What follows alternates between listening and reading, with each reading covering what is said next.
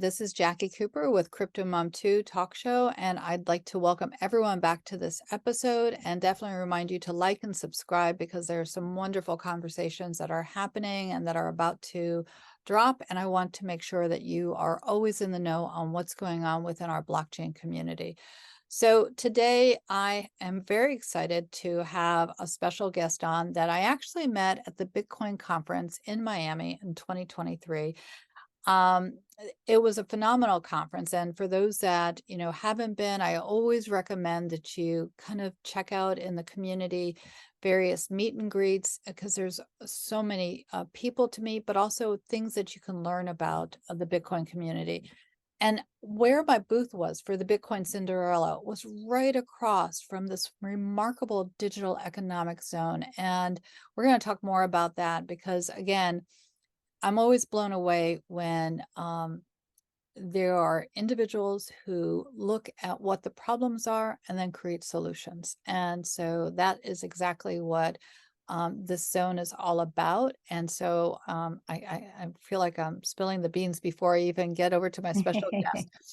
But for those that are not familiar with myself and my own journey, I'm just going to give you a brief update because a lot of it is already in the thread. But I am an attorney and I'm also an educator. And, as I mentioned before, I've written the books, The Bitcoin Cinderella. And so I'm an author and an entrepreneur. And a little bit of an origin story for those that are new to the Blockchain Legal Institute. I definitely invite you to go over to www.bli.tools.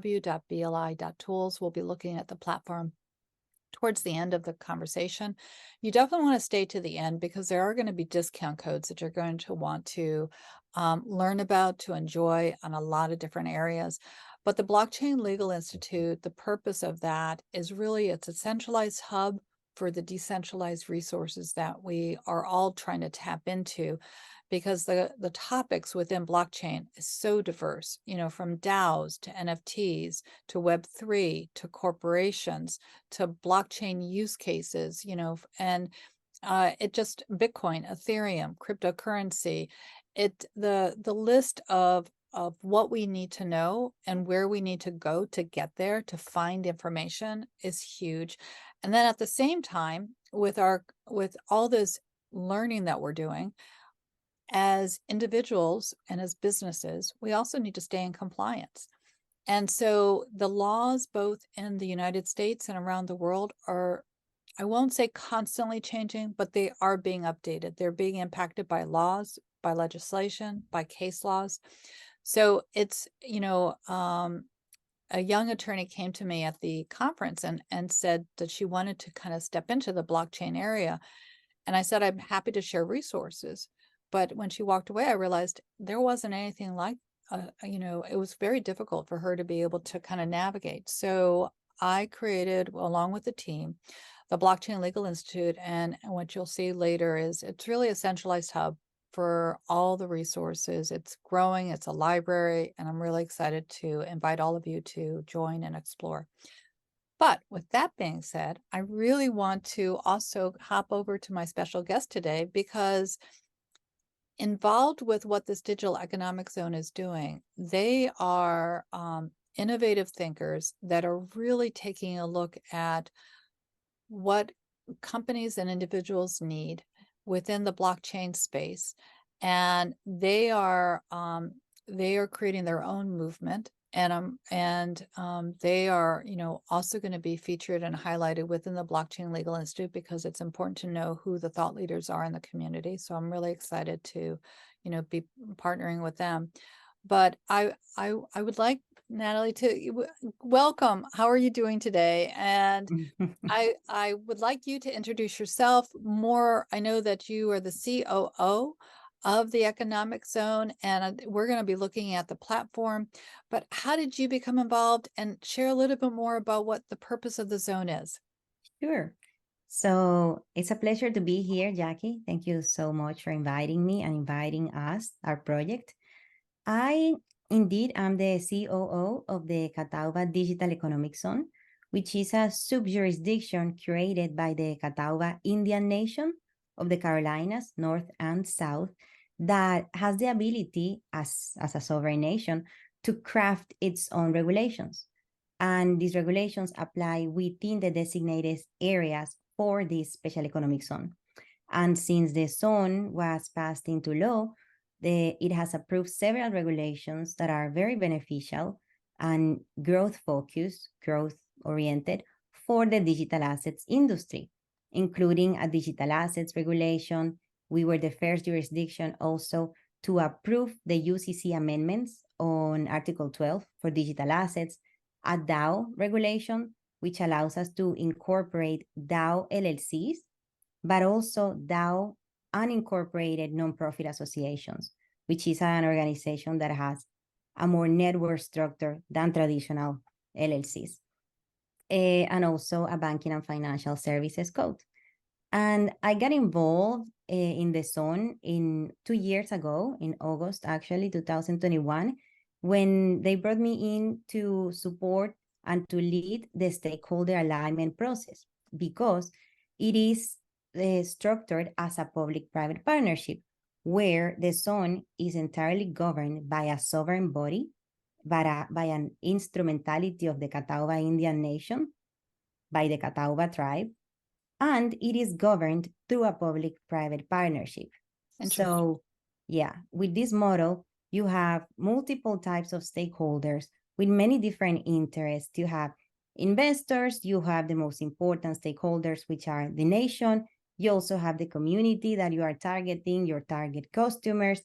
And you also have a lot of people that are not even present, like people who have permeated the histories of American Indian nations and that have solidified positions that, very rightfully so, they have with regards to external people, for example.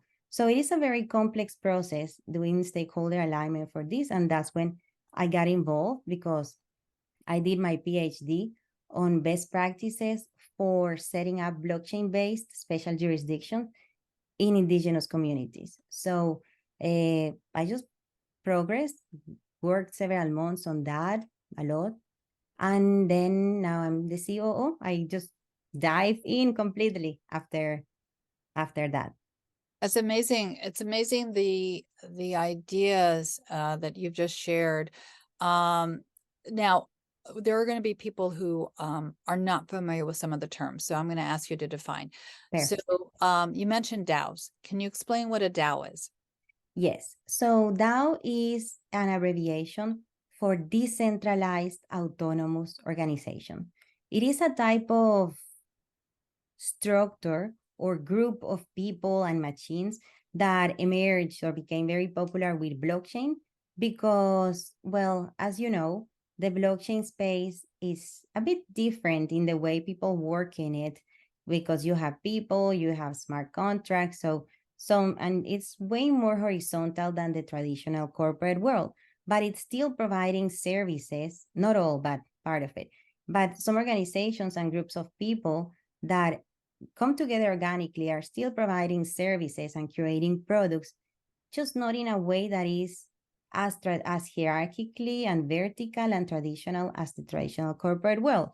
An example, let's say I'm a graphic designer and you, Jackie, are a web developer, and we have a friend who's copywriter, and we say, hey, you know what, let's create this NFT community, and we come together, join forces, and we want to each be compensated based on the contributions that we do. And there's no COO, for example. We just want to be three friends creating something together, giving it to the world or profiting from it, but we just don't want to have like traditional board meetings, etc.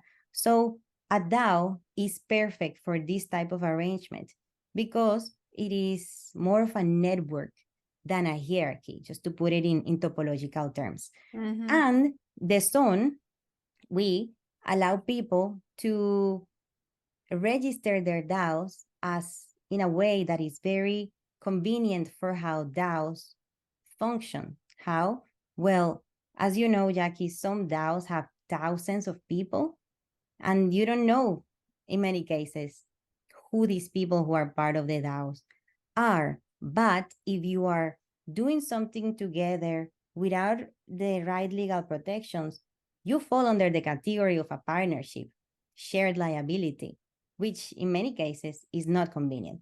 So what we provide through DAO LLCs and DAO UNA is a way for people who work in those ways to get the legal protections that they wouldn't get in traditional corporate structure, specifically with the DAO UNA. They don't need to incorporate, but they can register their DAOs and not default to a partnership. I love the explanation, and I know that there are many groups that have DAOs, and so I've often wondered, if they've incorporated or not. So now for those that are thinking about, starting a DAO, you now know where you can go to do the incorporation. Now we're going to walk through the website because there's a lot of information here, so I want to unpack it. So we have the first, and I'm also saying this for those that are on the audio side, definitely feel free to hop over to the CryptoMom2 YouTube side. So that way you can see this. And also I want to mention to everyone, both on the video side as well as on the audio side, the links will be embedded below. So that way you can also take your own private tour and you can see.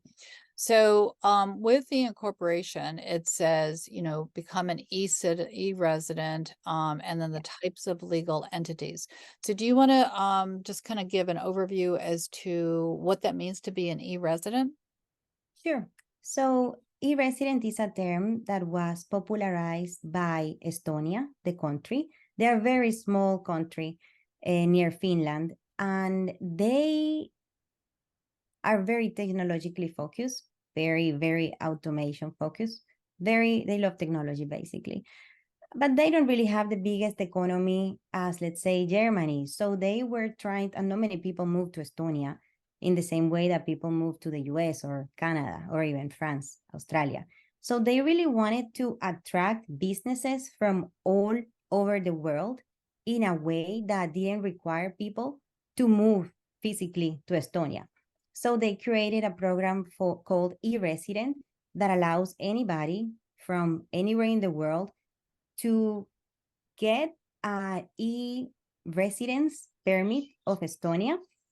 And that e-residence card, just like when you have a residence permit to stay in a place, allows them to access the European Union market, to access bank accounts in Estonia, registration for companies in Estonia.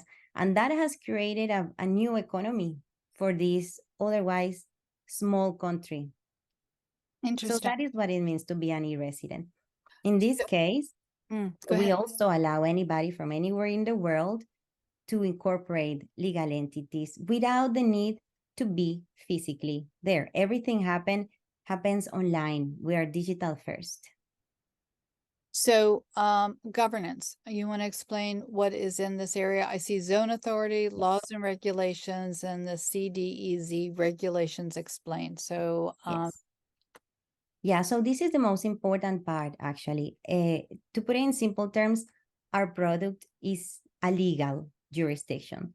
Legal jurisdiction that, even though it's relatively new, the laws that make up our commercial code are known for every attorney that passes the bar in the US, because they are actually based on template laws by the American Bar Association, the American Legal Institute, and other organizations that are like legal monks. Basically, they create these laws, and many states all across the US use these template laws and regulations, but they add on top a lot of special interest provisions. So what we did here was to strip off all the special interest provision and just have the bare bone legal commercial code based on these documents that US attorneys are already familiar with. And if you go to laws and regulations, and then you go to enabling legislation, you or any attorney who is listening to us or watching can click in the blue one, can see that they are indeed familiar with the texts that you find here. They are the restatements of common law. So that is the legal foundation of the zone, the restatement of common law. And on top of that, we have built the regulations that I talked at the beginning of this chat. And the zone authority is the entity that governs the zone. It is an instrumentality of the Catawba Nation, and it is conformed by 5 Catawba citizens who are the ones who study the regulations, well, give comments on suggestions. They rule, basically. Interesting. Very interesting. So tribal benefits were on that drop Oh, down, and it talks yes. about tax credits and the citizens. So tell us more about that. Yes. So this is obviously a project that aims to create economic development for the nation, for the Catawba Nation. So the project doesn't charge any Catawba citizen for company incorporation. In fact, we have already several companies by Catawba citizens free of charge. And what we are going to do with this section that you see here is a marketplace where we can Wow. connect Catawba citizens with companies domiciled in the zone to do matchmaking. And the benefit for Catawba citizens are obvious. And the benefit for companies that are domiciled in the zone is that they receive tax credits for hiring Native Americans.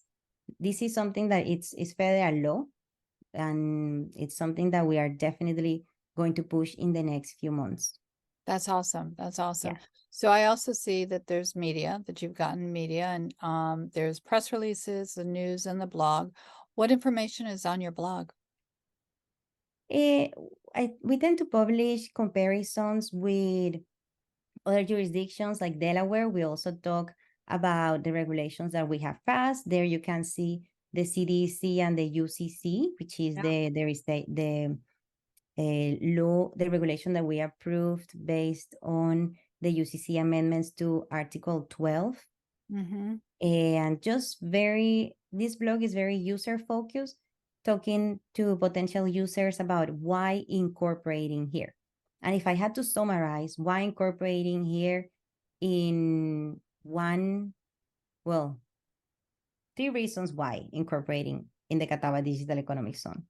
The first one is that we have a regulatory framework that is tailored to the digital assets industry. When you incorporate in Delaware, there's really no regulations tailored for digital assets. So ultimately,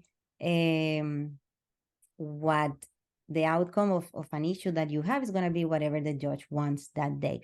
Here, on the other hand, is what does the law say?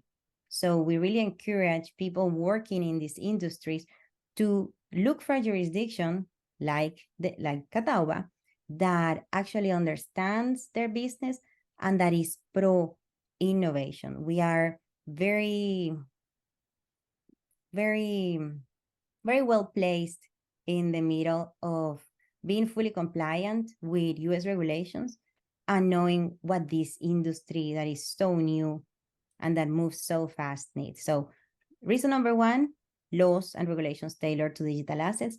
Reason number two, the user experience. You don't have to mail anything. You don't have to fax anything. Everything is done online, easy, streamlined, so user-friendly. And third, we move fast. An example of that is approving the UCC amendments 1 week after they were put out. So yeah, our regulator knows that they can outcompete other US states because they can move fast. That's very important for some companies that don't want to have their business held up. Invest. Let's see, what's in the invest side?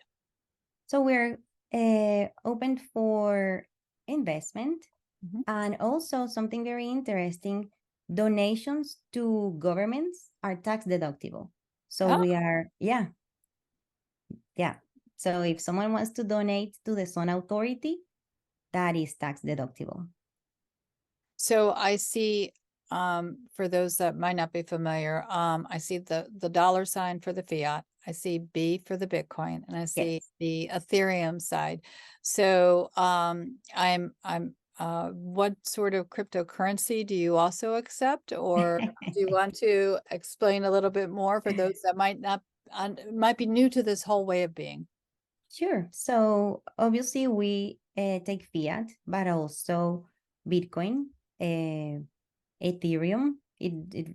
Most of the investment has been in fiat, but our investors are also in the industry. So some like to invest in Bitcoin and other types of cryptocurrencies. We Yeah. are open to other types. That's awesome. Advisors. We're now on the advisor tab. So would you like to share more about who the advisors are? Yes. Because I actually am familiar with one of your advisors, which we'll mention Okay. in a quick second. But I see, I'm going to scroll down. I'm going to try to make sure that our faces don't block them because they're very distinguished individuals. Do you want to kind of talk about any of them, or how did they come to be Yes. advisors? Yeah. So, for example, the first one that you see there is Bradley Tusk. Hmm. Bradley is an advisor, but it's also one of our investors.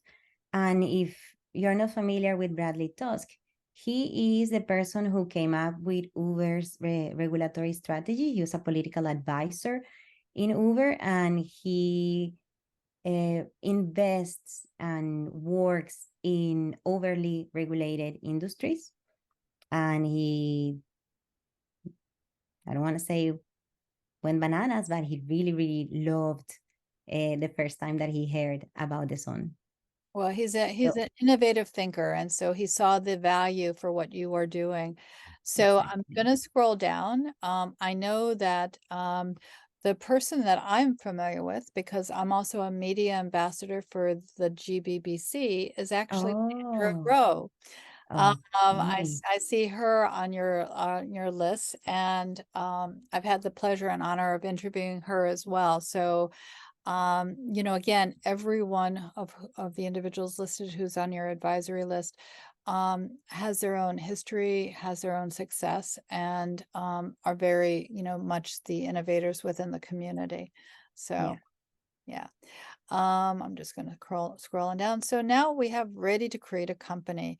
So, and the register button was on the bottom of that page, but it's also over here. So, without clicking in, you have said that it's very easy to do.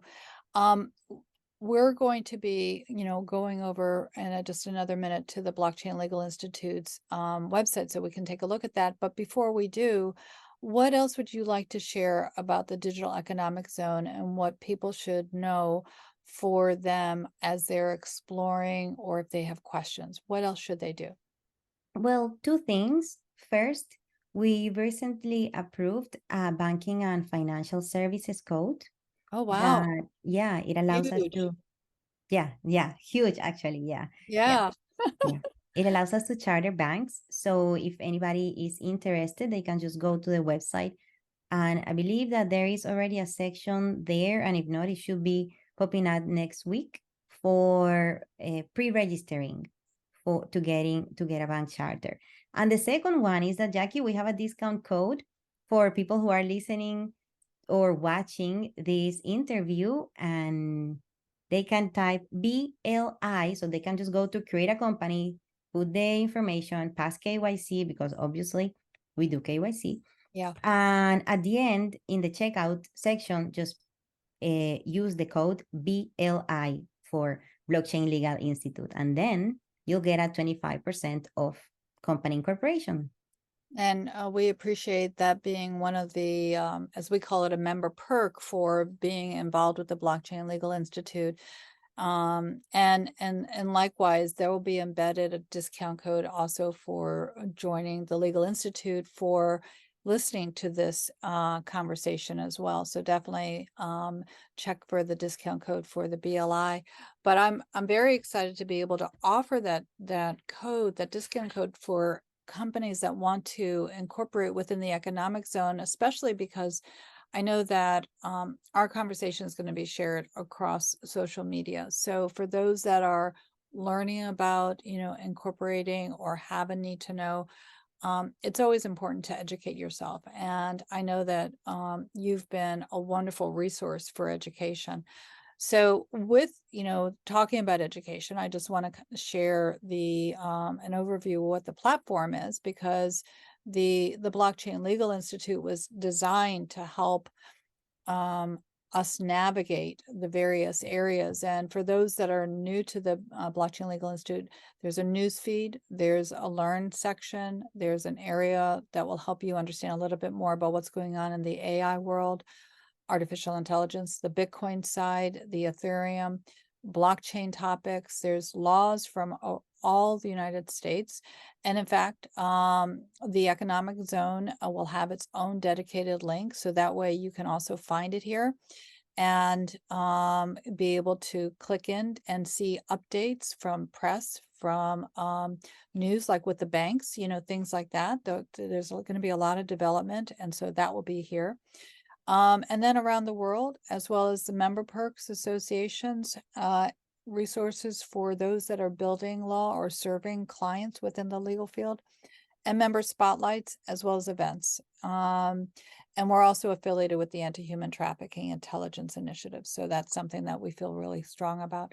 So definitely come back over to the Institute, check out, see the resources, become a member, use the discount codes.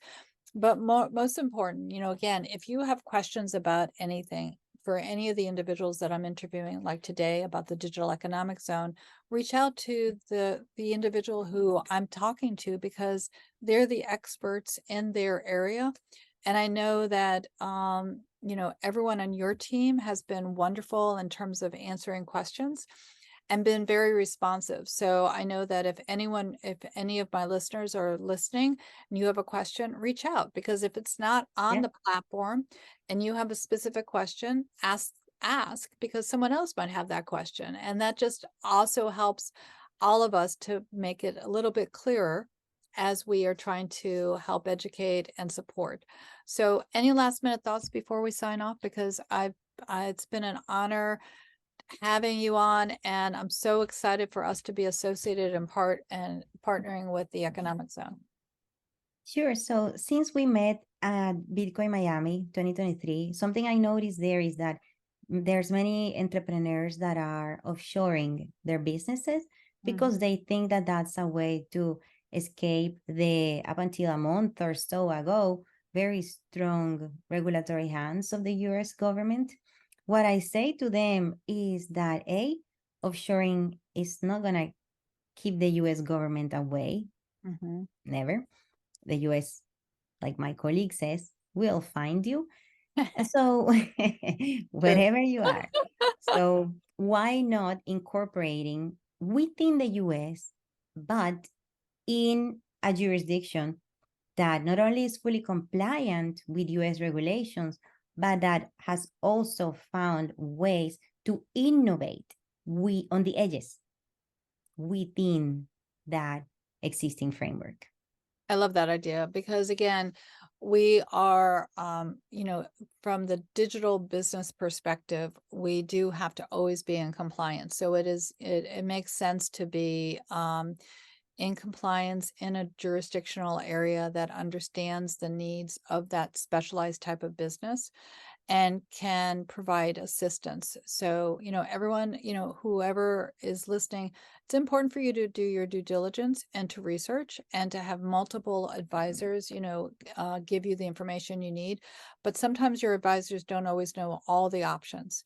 So that's why on the CryptoMom2 Talk Show, I'm just trying to provide you with a variety of resources. So that way, if your attorney or accountant or whoever is advising you isn't aware of these options, then you can share and you can explore together.